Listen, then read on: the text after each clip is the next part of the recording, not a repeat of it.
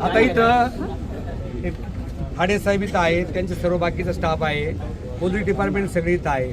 माझी एक जाहीर सगळ्या अधिकाऱ्यांना या निमित्ताने एक सूचना आहे.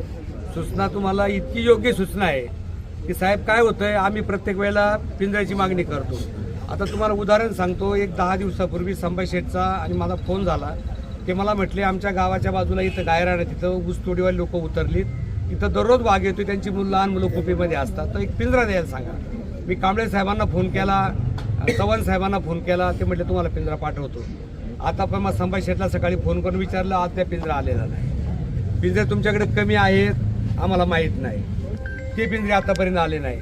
माझी सूचना आपल्याला डिपार्टमेंटला खाडेसाहेब तुम्हाला अशी आहे की जी जुन्नर, आंबेगाव, खेड आणि शिरूर तालुक्यात जी काही संवेदनशील गावं आहेत त्याच्यामध्ये अति संवेदनशील गावं तुम्ही निवडा. एक 40-50 गावं त्यामध्ये असतील आणि ह्या गावांसाठी प्रत्येक ग्रामपंचायतीला तुम्ही त्या ठिकाणी मागणी घ्या.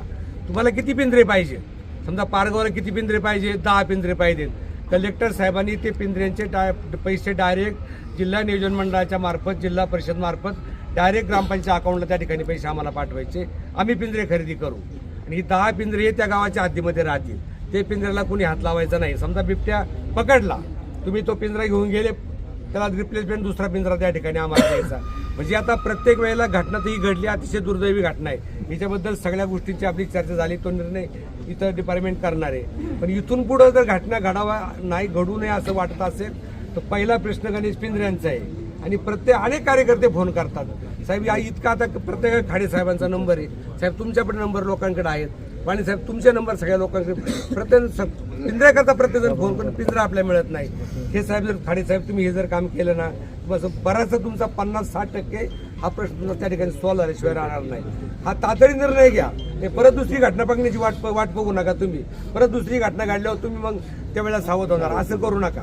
अंमलबजावणी ताबडतोब या गोष्टी झाली पाहिजे. तुम्हाला काय मदत लागेल लोकप्रतिनिधी म्हणून त्या ठिकाणी आता आम्ही तुम्हाला तिथं मदत करतो.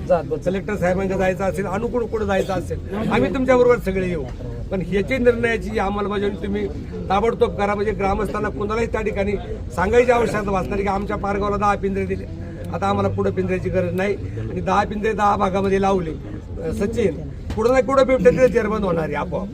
पण आता पारगावमध्ये रामोळी 2 पिंजरे लावलेत फक्त, बाकी सगळा भाग मोकळा आहे आपला.